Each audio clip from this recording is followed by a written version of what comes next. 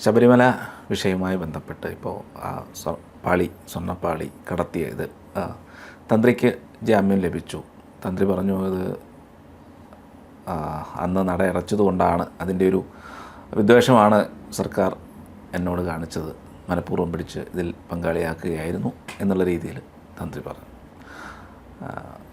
T ജിയുടെ അഭിപ്രായം എന്താ? അതേ ഈ ഓരോ കേസിൽ പെടുമ്പോഴൊക്കെ ആൾക്കാർ ഓരോന്നൊക്കെ പറയും, ഇന്ന വിരോധം തീർക്കാൻ വേണ്ടിയിട്ട് ചെയ്തതാണ് എന്നൊക്കെ പറയും. തന്ത്രി അതൊന്നും പറഞ്ഞുകൊണ്ട് നടക്കാൻ പാടില്ല. ഞാൻ പറയട്ടെ, ഈ തന്ത്രി ഗുരു ആചാര്യൻ എന്നാണല്ലോ. അപ്പോൾ തന്ത്രസമുച്ചയം, അവകാശത്തിന് വേണ്ടിയിട്ട് തന്ത്രസമുച്ചയം പലരും ഉദ്ധരിക്കുന്നു. വാജിവാഹനം തന്ത്രിയുടെയാണ്, അത് തന്ത്രസമുച്ചയത്തിൽ പറഞ്ഞിട്ടുണ്ട്. ശരി, തന്ത്രസമുച്ചയത്തിൽ തന്ത്രിയുടെ യോഗ്യതയും പറഞ്ഞിട്ടുണ്ട്. ആ യോഗ്യത ഉണ്ടോ? ഇതിപ്പോൾ സംഭവിക്കുന്നത്, പണ്ട് പഴയ കാലത്ത് ഇംഗ്ലണ്ടിലൊരു പള്ളി ഉണ്ടായിരുന്നു. ഈ പള്ളിയുടെ തൊട്ടടുത്ത് മുനിസിപ്പാലിറ്റി ഒരു ബാർ അനുവദിച്ചു. അപ്പോൾ പള്ളിക്കാർ പോയിട്ട് ഇയാളോട് പറഞ്ഞു, നിങ്ങൾ ഈ ബാർ കെട്ടുന്നത് ശരിയല്ല, ഇതൊക്കെ യേശുക്രിസ്തുവിന് നിരക്കുന്നതാണോ? അയാൾ പറഞ്ഞു, ഞാൻ നിരീശ്വരവാദിയാണ്, എനിക്ക് ക്രിസ്തുവും അങ്ങോട്ടൊന്നുമില്ല, എനിക്ക് മുനിസിപ്പാലിറ്റി അനുമതി തന്നിട്ടുണ്ട്, ഞാനിത് കിട്ടും. മുനിസിപ്പാലിറ്റിയോട് പറഞ്ഞപ്പോൾ അവർ പറഞ്ഞു, അല്ല, പള്ളിക്കടുത്ത് ബാർ പാടില്ല എന്ന് പറഞ്ഞ് ഇംഗ്ലണ്ടിൽ അങ്ങനെ നിയമമൊന്നുമില്ല, അതുകൊണ്ട് ഞങ്ങൾ പെർമിഷൻ കൊടുത്തതായിരുന്നു. ഇവർ പള്ളിയിൽ വലിയ പ്രാർത്ഥന തുടങ്ങി. ഇയാളുടെ ബാർ ഇടിഞ്ഞു വീണേ. ഇയാളാണെങ്കിൽ ബാറ് കെട്ടിപ്പൊക്കുകയാണ്. ഡെയിലി ഇവരുടെ പ്രാർത്ഥനയാണ്. ഒടുവിൽ ഈ ബാർ ഇടിഞ്ഞു വീണപ്പോൾ ഈ ബാർ ഉടമസ്ഥൻ നിരീശ്വരവാദി കേസ് കൊടുത്തു. ഇവർ പ്രാർത്ഥിച്ചിട്ട് യേശുക്രിസ്തുവാണ് എൻ്റെ ബാറ് തള്ളിമറിച്ചിട്ടത്. ഇവർക്ക് നോട്ടീസ് വന്നപ്പോൾ ഇവർ പള്ളിയിൽ വാദിച്ചത് എന്താണെന്നറിയാമോ? അങ്ങനെ യേശുക്രിസ്തുവിന് വല്ലവൻ്റെയും ബിൽഡിങ് പൊളിക്കാനുള്ള ശക്തിയൊന്നുമില്ല. അല്ല, നിങ്ങളല്ലേ പറഞ്ഞു സർവശക്തൻ? അല്ല, അതൊക്കെ ഞങ്ങളിങ്ങനെ പ്രാർത്ഥിക്കുന്നതേ ഉള്ളൂ, അല്ല പുള്ളിക്ക് അങ്ങനെ ബിൽഡിംഗ് ഒന്നും തള്ളിയിടാനുള്ള ശക്തിയില്ല എന്നവർ. നിരീശ്വരവാദി എന്ത് പറയുന്നു? അങ്ങനെയൊന്നുമില്ല, യേശുക്രിസ്തു ഭയങ്കര പവർഫുള്ളാണ്, പുള്ളി വിചാരിച്ചു കഴിഞ്ഞാൽ ആകാശത്തിരുന്നുകൊണ്ട് ബാർ മറിച്ചിടാൻ പറ്റും. അപ്പോൾ വിശ്വാസി നിരീശ്വരവാദിയാകുകയും നിരീശ്വരവാദി വിശ്വാസിയാകുകയും ചെയ്തു കേസ് ജയിക്കാൻ. തന്ത്രിയുടെ കേസിൽ ഇപ്പോൾ നോക്കിക്കോ, തന്ത്രി പറയുന്നത് എന്താ? എനിക്കൊരധികാരവും ഇല്ലെന്നേ, എനിക്കൊന്നുമില്ല, എനിക്ക് പൂജ ആചാരം ഇതൊക്കെ ഉള്ളൂ, അല്ലാതെ കട്ടളപ്പാളി ദ്വാരപാലകപ്പാളി എനിക്ക് ഇതിൽ കാര്യം. അത് കൊണ്ടുപോയാലെന്താ, കൊണ്ടുവന്നാലെന്താ, എന്ത് ചെയ്താലെന്താ? SIT പറയുന്നത് എന്താ? തന്ത്രിയാണ് സർവാധികാരി, അങ്ങേരെ അറിയാതെ ഈ സാധനം ഇവിടെ നിന്ന് പോവില്ല. അങ്ങേര് മൗനാനുവാദം കൊടുത്തു, പുള്ളി മിണ്ടാതിരുന്നു, പുള്ളി മനസ്സറിൽ ഒപ്പിട്ടില്ല, അത് മനഃപൂർവ്വം പുള്ളി ഒളിപ്പിക്കാൻ വേണ്ടിയിട്ടാണ് എന്ന് പറഞ്ഞിട്ട് സർവ്വ അധികാരവും തന്ത്രിക്കാണെന്ന് SIT. തന്ത്രി പറയുന്നത് എനിക്ക് ഒരധികാരമില്ല. വേറൊരു ആവശ്യത്തിന് വരുമ്പോഴുണ്ടല്ലോ, തന്ത്രിയാണ് ഇതിൻ്റെ മൂർത്തിയുടെ അച്ഛൻ, അങ്ങനെ പറയും. മൂർത്തിയുടെ അച്ഛനാണെങ്കിൽ മൂർത്തിയോ സർവശക്തൻ, മൂർത്തിയുടെ അച്ഛൻ കുറഞ്ഞത് ആ പ്രദേശത്തിൻ്റെ അധിപനെങ്കിലും ആയിരിക്കണമല്ലോ. ആ ലോജിക്ക് ഈ കേസ് വന്നപ്പോൾ അത് തിരിഞ്ഞു. എനിക്കധികാരമില്ല. SITയും ഗവൺമെൻറ്റും പറയുന്നത് നിനക്കധികാരമുണ്ട്. ശബരിമല വന്നപ്പോഴോ നേരെ തിരിച്ചായിരുന്നു. ശബരിമല വന്നപ്പോൾ സർക്കാർ പറഞ്ഞു തനിക്കധികാരമൊന്നുമില്ല, ഞങ്ങൾ സ്ത്രീകളെ കയറ്റും. തന്ത്രി എന്ത് പറഞ്ഞു?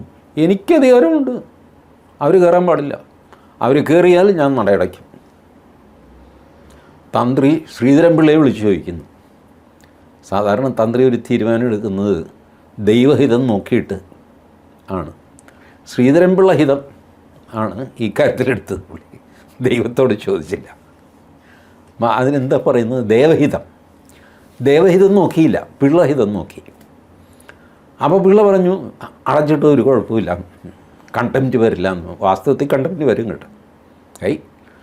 അമ്പലത്തിൽ കയറിക്കോളാൻ കോടതി പറഞ്ഞു. ഒരാൾ അമ്പലത്തിൽ കയറാൻ വരുന്നു, അപ്പോൾ വായജിത്ത് നടയടച്ചിട്ട് കഴിഞ്ഞാൽ കോർട്ട് ലക്ഷ്യമല്ലേ, ക്ലീൻ കോർട്ട്. പിന്നെ ഈ ചീള് കേസിന് സുപ്രീം കോടതി കോർട്ട് ലക്ഷ്യമായിട്ട് ആരുടെയും പിന്നാലെ വരാനൊന്നും പോകില്ല. അതുകൊണ്ട് നത്തിങ് വിൽ ഹാപ്പൻ. ബട്ട് പ്രശ്നം അതിരിക്കട്ടെ, ഫോൺ ചെയ്തൊക്കെ ഇരിക്കട്ടെ. അന്ന് തന്ത്രിയുടെ വാദം എന്താ? ഈ വാതിൽ അടയ്ക്കുകയും തുറക്കുകയും ചെയ്യുന്നത് ഞാനാണ് അല്ലേ? ഇപ്പം തന്ത്രിയുടെ വാതിൽ എന്താ നിലപാടെന്താ? വാതിലോ കട്ടളയോ അതെന്ത് സാധനം എനിക്കറിയില്ല. അല്ല ദ്വാരപാലകൻ അവിടെ നിൽക്കുന്ന അങ്ങോട്ട് പാളി എന്താണെന്ന് എനിക്കറിയില്ല. എനിക്കത് നോക്കേണ്ട കാര്യമില്ലെന്നേ. എനിക്ക് മൂലമന്ത്രം മാത്രം നോക്കിയാൽ മതി. ബാക്കി മന്ത്രം പോലും നോക്കണ്ട, മൂലമന്ത്രം മാത്രം. ഇപ്പോൾ സർക്കാരിൻ്റെ നിലപാടെന്താ? അങ്ങനെയല്ല, താനാണ് എൻ്റെ ഉത്തരവാദി. അന്ന് സർക്കാർ പറഞ്ഞെന്താ? താനാരോടോ മാറോ, ഞങ്ങൾ സ്ത്രീകളെ കയറ്റു എന്ന് പറഞ്ഞ ആൾക്കാർ ഇപ്പോൾ പറയുന്നത് ഇല്ല, എല്ലാം തൻ്റെ ഉത്തരവാദിത്തമാണ്, താൻ ജയിലിൽ പോകുന്നത്. അപ്പോഴാണ് എനിക്ക് ഇംഗ്ലണ്ടിലെ പഴയ കഥ ഓർമ്മ വന്നു. നിരീശ്വരവാദി ഈശ്വരവിശ്വാസി നിരീശ്വരവാദിയാകുന്ന കാഴ്ച. ഇതാണ് കൊല്ലം കോടതിയിൽ കളിച്ചത്. കൊല്ലം കോടതിയിൽ ആ ഉത്തരവെടുത്ത് നോക്കിയാൽ 94 പേജുള്ള ഉത്തരവ്. അതിനകത്ത് ഈ കളി കാണാം കൃത്യമായിട്ട്. വൈക്കത്ത് ഒരു പ്രാതൽപ്പുര കിട്ടാൻ തീരുമാനിച്ചു. വൈക്കത്ത് പോയിട്ടുണ്ടല്ലോ, വൈക്കത്ത് നമ്മുടെ വടക്കേ മുറ്റത്ത്, അത് വിശാലമായ മുറ്റമല്ലേ. അപ്പോൾ അവിടെ ഒരു പ്രാതൽപ്പുര, വൈക്കത്ത് പ്രാതലുണ്ടല്ലോ, പ്രാതലും ഉച്ചയൊക്കെ ഊണ്. അപ്പോൾ അവിടെ കാല് കുത്താൻ പറ്റില്ല. ഈ ആറ്റുമണൽ ചരൽ വിരിച്ച് മനുഷ്യൻ്റെ കാല് പൊള്ളുന്ന ഏർപ്പാടാണ്. അവിടെ ഈ ഊണ് കഴിക്കാൻ പറ്റും. അകത്തുള്ള ആ ഹോള് പോലെ അത് വടക്ക് വശത്ത് അത് തികയുന്നുമില്ല. അപ്പോൾ ദേവസ്വം ബോർഡ് പ്രാതൽപ്പുര ടെൻഡർ എന്തോ 1.5 കോടി രൂപയോ ഇത് ഷീറ്റൊക്കെ ഇട്ട്. അപ്പോൾ ദേവസ്വം ബോർഡ് ഈ പ്രപ്പോസൽ ഹൈക്കോടതിക്ക് കൊടുത്തു. ഇതേ രാജാ വിജയരാഘവൻ പറഞ്ഞു, ഇതൊക്കെ ഒരു അശ്രീകരമാണ്. നിങ്ങൾ ഈ അമ്പലത്തിൻ്റെ തൊട്ട് ഈ ഷീറ്റും സംഗതിയൊക്കെ നിങ്ങളൊരു കാര്യം തന്ത്രിയുടെ അഭിപ്രായം വാങ്ങിക്കുന്നു. ഒരു കാര്യമില്ലല്ലോ തന്ത്രി ശ്രീകോവിലിൻ്റെ വാതിലടിച്ചു പോകുന്നതിൽ കുഴപ്പമില്ലാത്ത തന്ത്രിക്ക് പ്രാതൽപ്പുരയിലെ അഭിപ്രായം പറയേണ്ട കാര്യമില്ല. അങ്ങനെയല്ല, തന്ത്രിയുടെ അഭിപ്രായം എടുക്കുന്നു. തന്ത്രി പറഞ്ഞു അവിടെ ഒരു പ്രാതൽപ്പുര ഇങ്ങനെ ഷീറ്റൊക്കെ ഇട്ട് വെച്ച് കഴിഞ്ഞാൽ അത് ക്ഷേത്രത്തിൻ്റെ ആധ്യാത്മിക ചൈതന്യത്തിനും ഇത് ആർക്കിടെക്ചറൽ ബ്യൂട്ടി അതിനും ഒക്കെ അഭംഗിയും അശ്രീകരവുമാണ്. അതുകൊണ്ട് പ്രാതൽ കഴിക്കണം എന്നുള്ള ആവശ്യം മനസ്സിലാവുന്നുണ്ട്, അതിന് വേറെ എന്തെങ്കിലും സംവിധാനം നമുക്ക് ആലോചിക്കാമെന്ന് പറഞ്ഞു. അതിൻ്റെ പുറത്ത് രാജാ വിജയരാഘവൻ ഇതിന് പെർമിഷൻ കൊടുത്തില്ല, പ്രാതൽപ്പുര നടന്നില്ല. ഇപ്പോൾ SIT ആ ജഡ്ജ്മെൻറ്റ് കൊല്ലം വിജിലൻസ് കോടതിയിൽ ഹാജരാക്കിയിട്ട് പറയുന്നത് ഇതിൽ പറഞ്ഞിട്ടുണ്ട് തന്ത്രിക്ക് അധികാരമുണ്ട് എന്ന് പറഞ്ഞിട്ടുണ്ട്. ശ്രീകോവിലിന് പുറത്തും തന്ത്രിക്ക് അധികാരമുണ്ട് എന്ന് പറഞ്ഞു. തന്ത്രി എന്ത് ചെയ്തു? തന്ത്രി വേറൊരു നോർത്ത് ഇന്ത്യൻ ഒരു ഇത് കൊണ്ടുവന്നു, ജഡ്ജ്മെൻറ്റ് കൊണ്ടുവന്നു. അതിൽ തന്ത്രിക്ക് അധികാരമില്ല പറഞ്ഞിട്ട് അവിടുത്തെ എന്തോ ഇത് പറഞ്ഞു. ചുരുക്കി പറഞ്ഞ് ശബരിമല സ്ത്രീ പ്രവേശന കാലത്ത് എല്ലാ അധികാരവും തനിക്കുണ്ട് എന്ന് വാദിച്ചിരുന്ന തന്ത്രി ഇപ്പോൾ എനിക്ക് യാതൊരു അധികാരവുമില്ല, ചുമതലയില്ല, ഉത്തരവാദിത്വമില്ല എന്നാണ് പറയുന്നത്. ശബരിമലക്കാലത്ത് ആരാ തന്ത്രി പോയി പണി നോക്കടാ എന്ന് പറഞ്ഞ പോലീസുകാർ ഇപ്പോൾ പറയുന്നത് തന്ത്രിയാണ് എല്ലാം, ഇതിൻ്റെ എല്ലാം ഉത്തരവാദി തന്ത്രിയാണ്. ഈ കളിയാണ് നടക്കുന്നത്. 2 സ്ഥലത്ത് there is not even an iota of evidence എന്ന് പറയുന്നുണ്ട് കോടതി. ഒന്ന്, ഉണ്ണികൃഷ്ണൻ പോറ്റിയും തന്ത്രിയും തമ്മിലുള്ള ബന്ധത്തിന് തെളിവില്ല. വേറൊരു കാര്യം ഞാനിപ്പോൾ ഓർക്കുന്നില്ല, എൻ്റെ വിഷയം അതല്ല. നിങ്ങൾ ഈ ഒരു തെളിവുമില്ല എന്ന് പറഞ്ഞ ആളിനെ 41 ദിവസം ജയിലിലിട്ട് വെച്ചത് ആരാ?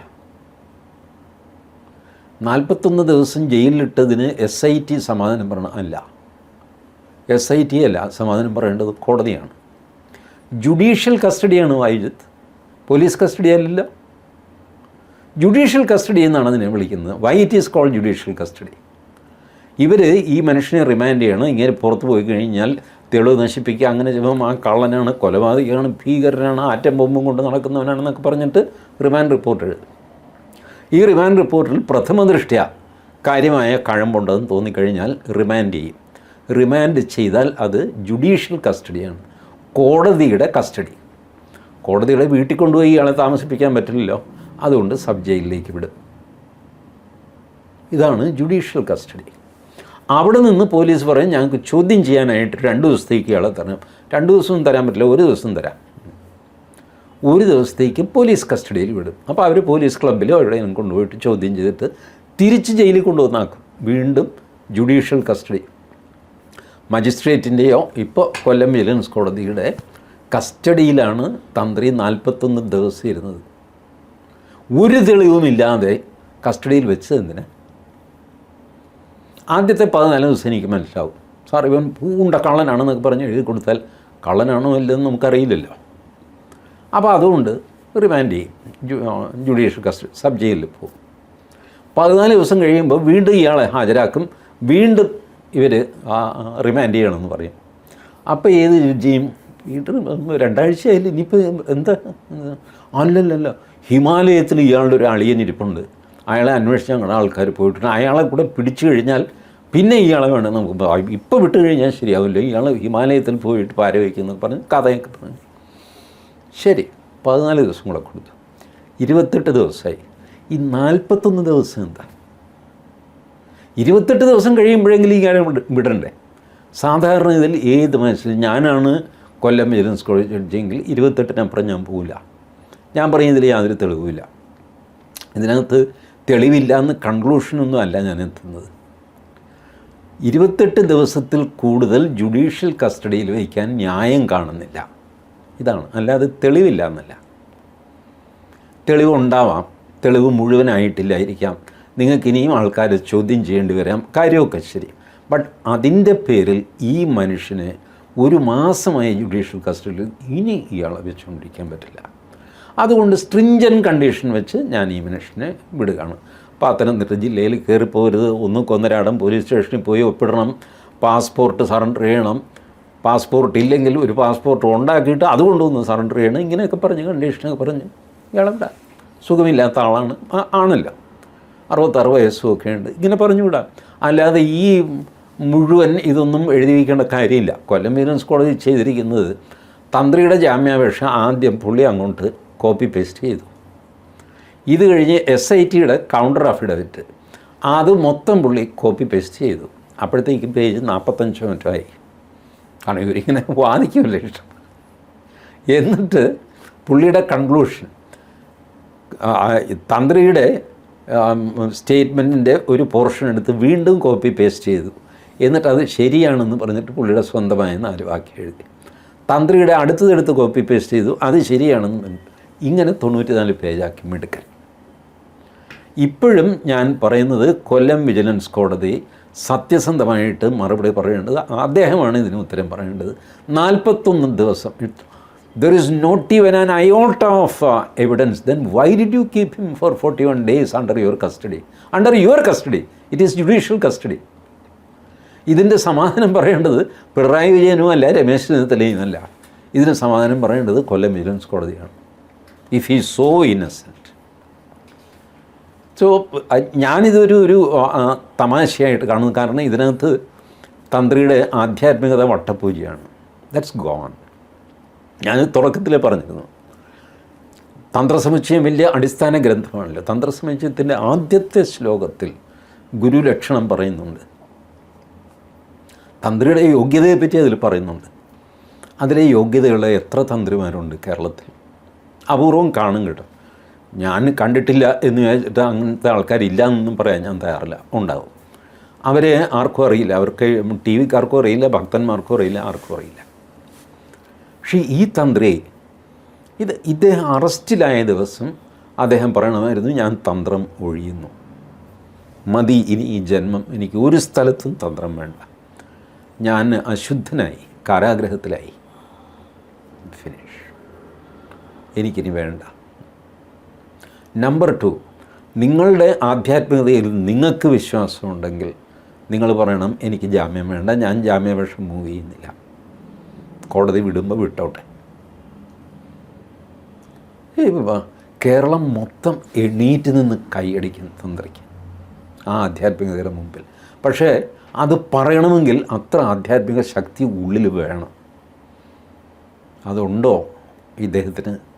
ഉണ്ടെങ്കിൽ ഫൈൻ. പക്ഷേ ഇതുവരെ അത് ഉണ്ട് എന്ന് പ്രവൃത്തിയിലോ പറച്ചിലോ തെളിഞ്ഞിട്ടില്ല.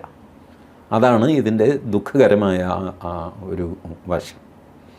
ഇതിൻ്റെ തമാശ ഞാൻ നേരത്തെ പറഞ്ഞ റോൾ റിവേഴ്സലാണ്. ഞാനല്ല നീയാണെന്ന്, നീയല്ല ഞാനാണെന്ന് പറയും. ഈ സർക്കാർ ആ ഒരു ബാക്ക് ഫുട്ടിലായ സമയത്ത്, അതായത് പോറ്റിയെ കയറ്റി എന്നുള്ള പാട്ടൊക്കെ വന്നല്ലോ, അപ്പോൾ ആ ഒരു ഇത് വരുന്ന സമയത്ത് തന്ത്രിയും കൂടി ഇതിൽ പിടിച്ചിട്ടാൽ സർക്കാരിൻ്റെ ഒരു ഒന്ന് കൈ കഴുകി സർക്കാരിനൊന്ന് രക്ഷപ്പെടാമെന്നുള്ള ചിന്ത കൊണ്ടായിരിക്കുമല്ലോ തന്ത്രിയെ ഇത് ചെയ്തത്. അതെന്തുകൊണ്ടാണ്, എങ്ങനെ, എനിക്ക് അതിൻ്റെ ഇക്വേഷനെ എനിക്ക് മനസ്സിലാകുന്നില്ല. തന്ത്രിയെ അറസ്റ്റ് ചെയ്താൽ സർക്കാർ രക്ഷപ്പെടുന്നത് എങ്ങനെയാണ്? എന്തിൽ നിന്ന് രക്ഷപ്പെടുന്നു? ഞാൻ പറയുന്നത്, തന്ത്രി കോൺഗ്രസ്സുകാരനാണെങ്കിൽ നിങ്ങൾ ഈ പറയുന്ന ന്യായം ശരി. തന്ത്രി കോൺഗ്രസ് ആണോ? അല്ലല്ലോ, പിന്നെന്താ? അതുപോലെ തന്ത്രിയെ അറസ്റ്റ് ചെയ്ത് മന്ത്രിയെ രക്ഷിച്ചു. തന്ത്രിയെ അറസ്റ്റ് ചെയ്ത് കഴിഞ്ഞാൽ മന്ത്രി രക്ഷപ്പെടുന്നത് എങ്ങനെയാണ്? തന്ത്രിയെ അറസ്റ്റ് ചെയ്യാതെ തന്നെ മന്ത്രിയെ വേണമെങ്കിൽ അറസ്റ്റ് ചെയ്യാം. തന്ത്രിയെ അറസ്റ്റ് ചെയ്ത് കഴിഞ്ഞിട്ട് മന്ത്രിയെ അറസ്റ്റ് ചെയ്യാം. രണ്ടുപേരെയും ഒരുമിച്ച് വേണമെങ്കിൽ അറസ്റ്റ് ചെയ്യാം. രണ്ടുപേരെയും അറസ്റ്റ് ചെയ്യാതെയും ഇരിക്കാം. ഇത് തമ്മിൽ എന്ത് ബന്ധം എനിക്ക് മനസ്സിലായി. ഒരു ഇന്ദ്രായുടെ ബന്ധമല്ല, അത് ഞാനൊന്നും കാണുന്നില്ല തന്ത്രിയും മന്ത്രിയും തമ്മിൽ. അതുപോലെയാണ് തന്ത്രിയെ അറസ്റ്റ് ചെയ്ത് പിണറായി രക്ഷപ്പെടുന്നു. എങ്ങനെ രക്ഷപ്പെടുന്നു? എനിക്ക് പിണറായിയുടെ യാതൊരു ആനുകൂല്യമില്ല. ബട്ട് ആ ഇക്വേഷൻ എനിക്ക് മനസ്സിലാകുന്നില്ല. തന്ത്രി കോൺഗ്രസ്സുകാരനാണെങ്കിൽ നിങ്ങളീ പറഞ്ഞത് ശരി, കമ്മ്യൂണിസ്റ്റുകാരൊക്കെ കള്ളത്തരത്തിന് ജയിലിലായി, ഒരു കോൺഗ്രസ്സുകാരനും കൂടെ കിടക്കട്ടെ, അപ്പോൾ പിന്നെ എന്ത് ചെയ്യുമെന്ന് നോക്കാമല്ലോ. ഇതങ്ങനെയല്ല, പുള്ളി കോൺഗ്രസ് അല്ലല്ലോ. അതോ ഇനി ആണോ? ഈ കമ്മീഷണറും ഒക്കെ ഇടതുപക്ഷമാണല്ലോ. അപ്പോൾ പത്മകുമാർ കമ്മീഷണർ, മുൻ കമ്മീഷണർ, അപ്പോൾ ഇവരെയൊക്കെയാണല്ലോ ഉത്തരവാദിത്വത്തിൽ വരുന്നത്. പിന്നെ ബന്ധം CPM ആണ് ഭരിക്കുന്നത്. അതെ, അത് ന്യൂട്രലൈസ് ചെയ്യണമെങ്കിൽ ഒരു കോൺഗ്രസ്സുകാരനെയോ ഒരു BJP-കാരനെയോ എല്ലാം അറസ്റ്റ് ചെയ്യണം. തന്ത്രി ഇതൊന്നും അല്ലല്ലോ. തന്ത്രി BJP-കാരൻ, എനിക്ക് സംശയമുണ്ട്. കാരണം കോൺഗ്രസ്സുകാരും BJP-കാരും ഇപ്പോൾ തന്ത്രിയെ പിന്തുണയ്ക്കുന്നു. അവർക്ക് ജാമ്യം കിട്ടിക്കഴിഞ്ഞപ്പോൾ, ജാമ്യമാണ് കിട്ടിയിരിക്കുന്നതേ. നാളെ പറയുന്നത് അവർ SIT അപ്പീൽ പോകുമെന്നാണ്. അപ്പീലിൽ ഈ ജാമ്യം റദ്ദാക്കിയെന്ന് വെച്ചു. അപ്പോൾ എന്ത് ചെയ്യും ഈ നേതാക്കന്മാർ? വീണ്ടും തന്ത്രി കുറ്റക്കാരനെന്ന് പറഞ്ഞു തുടങ്ങുക. ഇരിക്കട്ടെ, ജാമ്യത്തിൻ്റെ പുറത്ത് ഈ ആഘോഷം നല്ലതല്ല. അത് BJP-ക്കും നല്ലതല്ല, കോൺഗ്രസ്സിനും നല്ലതല്ല. പക്ഷേ ഇങ്ങേര് ഈ തന്ത്രി ഒരു പൊളിറ്റിക്കൽ ഫിഗർ അല്ലാത്തിടത്തോളം കാലം തന്ത്രിയെ അറസ്റ്റ് ചെയ്ത് എന്ത് രാഷ്ട്രീയ ഗുണമാണ് ഈ സർക്കാരിന് കിട്ടാനുള്ളത്? ഒന്നുകിൽ തന്ത്രി കോൺഗ്രസ് ആയിരിക്കണം, അല്ലെങ്കിൽ BJP ആയിരിക്കണം. ഇത് രണ്ടും അല്ലല്ലോ. അതാണ് ഞാൻ ഇടയ്ക്ക് ചോദിച്ചു, ഇനി ആണോ? ഇതിലേതോ ഒന്നാണോ? അങ്ങനെയാണെങ്കിൽ ശരി. അങ്ങനെയാണെങ്കിൽ അതവർ തുറന്ന് പറയട്ടെ. തന്ത്രി BJP-കാരനാണ്, തന്ത്രി കോൺഗ്രസ്സുകാരനാണെങ്കിലും ഈ പറഞ്ഞ ഇക്വേഷൻ ശരിയാണ്. പക്ഷേ എൻ്റെ അന്വേഷണത്തിൽ പുള്ളി ഇത് രണ്ടുമല്ല. എന്തെങ്കിലും ആണെങ്കിൽ പുള്ളിക്ക് ഒരല്പം ഇടതുപക്ഷ ചായവാണുള്ളത് എന്നാണ് എൻ്റെ അന്വേഷണം. എനിക്ക് വലിയ പിടിപാടൊന്നുമില്ല ഈ ചെങ്ങന്നൂർ ഏരിയയിൽ. ബട്ട് ചില ബന്ധങ്ങളൊക്കെ ഉണ്ടല്ലോ, അത് വെച്ച് ഞാൻ അന്വേഷിച്ച് കഴിഞ്ഞപ്പോൾ പുള്ളിക്ക് അങ്ങനെ പ്രകടമായ രാഷ്ട്രീയമൊന്നുമില്ല. എന്നാൽ എന്തെങ്കിലും രാഷ്ട്രീയം ഉണ്ടെങ്കിൽ അത് ഇടതുപക്ഷ രാഷ്ട്രീയമാണ്. പുള്ളി അഗ്രികൾച്ചറൽ ഡിപ്പാർട്ട്മെൻറ്റിൽ ഇരുന്ന കാലം മുതൽ സർക്കാർ ഉദ്യോഗം വഹിച്ച ആളല്ലേ തന്ത്രി. ആകാശത്ത് നിന്നും ദൈവത്തിൻ്റെ അനുഗ്രഹം വാങ്ങിച്ച് വന്നൊന്നുമല്ല ഇപ്പോൾ പറയുന്നത് കേട്ട് കഴിഞ്ഞാൽ എൻ്റെ ദൈവമേ. അത് പോട്ടെ, he was A government service. After retirement with pension അദ്ദേഹം തന്ത്രിയാകുന്നു. അതല്ല, ഈ തന്ത്രിയും കൂടെ ആണെങ്കിൽ ക്ഷേത്രാധികാരികൾ ആണ്, ക്ഷേത്രത്തിൽ മൊത്തത്തിൽ ഈ ഒരു ഇതിനെല്ലാം കളവിന് കൂട്ടുനിന്നു, അപ്പോൾ ഞങ്ങൾ മാത്രമല്ല എന്നുള്ള അർത്ഥത്തിൽ ആയിക്കൂടെ? അല്ല, അതൊക്കെ വളച്ചു ചുറ്റി പറയാമെന്നുള്ളതല്ലാതെ ഒരു പ്ലെയിൻ ഇക്വേഷൻ വരുന്നില്ല അവിടെ. ഞാൻ ഇപ്പോൾ കമ്മ്യൂണിസ്റ്റുകാരനായ ഒരു കള്ളനെ പിടിച്ചു കഴിഞ്ഞാൽ അത് പൊളിറ്റിക്കലി ബാലൻസ് ചെയ്യാൻ ഒന്നുകിൽ കോൺഗ്രസ്സുകാരനായ കള്ളൻ അല്ലെങ്കിൽ BJP ആയ കള്ളൻ എങ്കിലും വേണം. പോട്ടെ, പ്രേമേന്ദ്രൻ്റെ RSPയിലെ കള്ളൻ, അല്ലെങ്കിൽ ഷിബു ബേബി ജോണിൻ്റെ RSPയിലെ കള്ളൻ, CP ജോണിൻ്റെ CMPയിലെ കള്ളൻ, അങ്ങനെ എന്തെങ്കിലും. ഇതൊന്നുമില്ലാത്ത ഒരാളിനെ അറസ്റ്റ് ചെയ്തിട്ട് നിങ്ങൾ അത് പൊളിറ്റിക്സ് ആണെന്ന് പറഞ്ഞു കഴിഞ്ഞാൽ this fellow doesn't have any politics at all. അല്ലെങ്കിൽ let him acknowledge I have politics, nothing wrong. തന്ത്രസമുച്ചയത്തിൽ തന്ത്രിക്ക് രാഷ്ട്രീയം പാടില്ല എന്ന് എഴുതിയിട്ടില്ല കേട്ടോ. ഞാൻ തന്ത്രസമുച്ചയമില്ല, കുഴിക്കാട്ട് വെച്ചാണ് റെഫർ ചെയ്യുന്നത്. കുഴിക്കാട്ട് പച്ച മുഴുവൻ ഞാൻ ലെൻസ് വെച്ച് പരിശോധിച്ചു നോക്കി, ഒറ്റ സ്ഥലത്ത് ഇവർക്ക് രാഷ്ട്രീയം പാടില്ല എന്ന് എഴുതിയിട്ടില്ല. അതുകൊണ്ട് രാഷ്ട്രീയമാവാം, തന്ത്രിക്കും മേൽശാന്തിക്കും ഒക്കെ സിന്ദാബാദ് വിളിച്ച് നടക്കാൻ ഒരു കുഴപ്പമില്ല, അതങ്ങ് തുറന്ന് പറഞ്ഞാൽ മതി. അർത്ഥശൂന്യമായ കാര്യമാണ്. ഈ അന്വേഷണം ഇപ്പോൾ എന്തവസ്ഥയിലാവും അവസാനം? കട്ടവരെല്ലാം എങ്ങും എത്തില്ല. ഞാൻ ഈ അന്വേഷണം ലോജിക്കലായിട്ട് കൺക്ലൂഡ് ചെയ്യാനുള്ളൊരു ഫോർമുല പറയാം. ഈ വിജയമല്ല സ്വർണം പൂശി എന്ന് പറയുന്നില്ലേ, അത് കള്ളമായിരുന്നു എന്ന് എല്ലാവരും സമ്മതിക്കുക. അതെന്തോ പിച്ചള പൂശി നടത്തിയതാണ് മഞ്ഞ കളറിൽ. വിജയമല്യ പറ്റിച്ചു, ജോഷി ചതിച്ചാശാന എന്ന് പറയുന്ന പോലെ വിജയമല്യ ചതിച്ചു. അതുകൊണ്ട് വിജയമല്യയുടെ പേരിൽ ഒരു കേസ് രജിസ്റ്റർ ചെയ്യാം. വിജയമല്യ ഇംഗ്ലണ്ടിലാണ്, 9,000 കോടി രൂപയുടെ തിരിമറിക്കാണ് ഇംഗ്ലണ്ടിലെ ആൾ. ഇന്ത്യയിൽ കാലുകുത്തി അറസ്റ്റ് ചെയ്യും. അപ്പോൾ 9,000 കോടി രൂപ, ഇവിടുത്തെ ഒരു 100 കോടി രൂപയുടെ അഴിമതിയും കൂടെ വന്നു കഴിഞ്ഞാൽ പുള്ളിക്ക് എന്താ 9,000 100 ആകും. മല്ലയ്യോട് പറയുക, ചേട്ടാ വേറെ നിവൃത്തിയില്ല, ചേട്ടൻ്റെ തലയിൽ വയ്ക്കുകയാണ്, വെച്ചോടാ 9,000 ഞാൻ നിൽക്കുന്നു, 100 കൂടെ. ഇങ്ങനെ പറഞ്ഞ് ഈ കേസ് അവസാനിപ്പിക്കുക, വേറെ മാർഗ്ഗമില്ല. കാരണം എൻ വാസു, പത്മകുമാർ ഇവരൊക്കെ ഹൈക്കോടതിയിൽ ആർഗ്യൂ ചെയ്തതാണ്, ഇത് ചെമ്പ് തന്നെയായിരുന്നു. അല്ല 98, 99 കാലഘട്ടത്തിൽ, ഏത് കാലഘട്ടത്തിൽ? അല്ല 98, 99 കോടതിയിലാണ്, രണ്ടിലൊന്ന് പറ. അല്ല ആ കാലഘട്ടത്തിൽ, കാലഘട്ടം പറയൂ, ഡേറ്റ് പറയൂ. സ്വർണം പൂശി, സ്വർണം പൊതിഞ്ഞു. അന്ന് കട്ടളപ്പാളി പൊതിഞ്ഞിരുന്നോ? അതിൻ്റെ ഡോക്യുമെൻ്റ് ഒന്ന് കാണട്ടെ. കട്ടളപ്പാളിക്ക് എത്ര സ്വർണം ഉപയോഗിച്ചു, ദ്വാരപാലകപ്പാളിക്ക് എത്ര സ്വർണം ഉപയോഗിച്ചു? അല്ല അത് വിജയമല്യയുടെ കത്തുണ്ട്. വിജയമല്യയുടെ കത്തല്ലേ? ദേവസ്വം റെക്കോർഡ് എവിടെ? ദേവസ്വത്തിൽ ഇത്രയും സ്വർണം ഇന്ന സ്ഥലത്ത് പൂശിയതായി വരവ് വെച്ച് ചെയ്ത് 24 ക്യാരറ്റ് അല്ലെ 22 ക്യാരറ്റ് എന്നൊക്കെ പറഞ്ഞ് സർട്ടിഫൈ ചെയ്ത് തിരുവാഭരണ രജിസ്റ്ററിൽ വരണ്ടേ? എവിടെയാ സാധനം? അതില്ല. ഇത് ജാമ്യാപേക്ഷയിൽ ജസ്റ്റിസ് ബദറുദ്ദീൻ്റെ ജാമ്യാപേക്ഷ വായിച്ചു നോക്കുക. They don't have a record. അവർ സാക്ഷിയെ ഹാജരാക്കിയ SIT 5 or 6 സാക്ഷികളുടെ മൊഴി. സത്യത്തിൽ ബദറുദ്ദീൻ അന്ന് വാസുവിന് ജാമ്യം കൊടുക്കേണ്ടത്, വാസുവിനും മുരാരി ബാബുവിനൊക്കെ. അദ്ദേഹം ട്രയൽ കോർട്ടിൽ നിന്ന് വന്ന ആളാണ്. ഇതിൻ്റെ ഇമ്പോർട്ടൻസ് പുള്ളി ശരിക്കറിയാം. പുള്ളി എന്നിട്ടും ജാമ്യം തള്ളി. ഈ ദൃക്സാക്ഷികളുടെ മൊഴി വിശ്വസിച്ച്. സ്വർണം പൂശുന്നതിന് ദൃക്സാക്ഷി മൊഴി എങ്ങനെ വിശ്വസിക്കാൻ പറ്റും? ഇയാൾ അവിടെ പോയി വായി നോക്കി നിന്നു, ഇതല്ലേ? അല്ലാതെ ഇത് പൂശുന്നത് സ്വർണ്ണമാണെന്നോ പൊതിയുന്നത് സ്വർണ്ണമാണെന്നോ ഈ തകിട് എത്ര ക്യാരറ്റ് ഉണ്ടെന്നോ എന്ത് വെയിറ്റ് ഉണ്ടെന്നോ വല്ലതും ഈ വായി നോക്കിക്കറിയാമോ? ഞാനവിടെ ഉണ്ടായിരുന്നു സന്നിധാനത്ത്, ഇങ്ങനെ നേരം കൊടുക്കുന്നതാണ്. ഈ തട്ടാമാരിരുന്ന് പണി ചെയ്യുന്നു, ചെറിയ സ്വർണത്തിൻ്റെ സൂചിയൊക്കെ അടിച്ച് കയറ്റും. ഇതാണ് ദൃക്സാക്ഷി. ഇയാൾ പറഞ്ഞ് വിശ്വസിച്ച് വാസു ട്രയൽ വന്നു കഴിയുമ്പോൾ വാസുവും പത്മകുമാറും ഒക്കെ ഇത് വാദിക്കും. There is no tangible record. പക്ഷേ അങ്ങനെ ഒരു റെക്കോർഡില്ലേ? ഉണ്ടായിരുന്നു. അത് പണ്ടേ നശിപ്പിക്കും. ഇവരൊക്കെ ബുദ്ധിമാന്മാരെ. ഇത് വർഷങ്ങളായിട്ട് തുടർന്നു വരുന്ന ഒരു കൊള്ളയാണ്. അതെ. അല്ലാതെ ഇപ്പം അങ്ങോട്ട് ഈ 1/2 കിലോ സ്വർണം വായിച്ചത്ത് ആലോചിച്ച് നോക്കി. ഇപ്പോൾ 454 ഗ്രാം സ്വർണ്ണമാണ് ഫൈനലി ഡിസ്പ്യൂട്ടഡായിട്ട് ഇപ്പോൾ നിൽക്കുന്നത്. 2019 454 ഗ്രാം സ്വർണത്തിന് എന്ത് വിലയുണ്ടെന്നാണ്? 30 ലക്ഷം, 40 ലക്ഷം. 40 ലക്ഷം ഈ 16 പ്രതികൾക്ക് വീതിച്ചു കഴിഞ്ഞാൽ ഒരാൾക്ക് എന്ത് കിട്ടും? 2-3 ലക്ഷം രൂപ. അതിന് വേണ്ടിയിട്ട് ഈ വേണ്ടാത്ത പുലിവാല് മുഴുവൻ കാണിക്കുമോ? പങ്കജ് ഭണ്ഡാരി, ഗോവർദ്ധൻ, തേങ്ങാക്കൊല, ഇപ്പോൾ വട്ടാണോ 3 ലക്ഷം രൂപയ്ക്ക്? പമ്പയിൽ തോർത്ത് വിരിച്ച് എൻ വാസു ഇരുന്ന് കഴിഞ്ഞാൽ 3 ലക്ഷം രൂപ അതിൽ വീഴും, ആ തോർത്തിൽ, ഇല്ലേ? എന്തെങ്കിലും തരണേ ചേട്ടാന്ന് പറഞ്ഞിരുന്നേ. അപ്പോൾ ഇത് തലമുറ കൈമാറി കെടാതെ സൂക്ഷിക്കുന്നൊരു മോഷണമാണ് ഈ സാധനം. അതുകൊണ്ടാണ് ഇതിന് വാലും തുമ്പും ഇല്ലാത്തത്. ഈ പണ്ട് ബാങ്ക് കൊള്ള നടക്കും.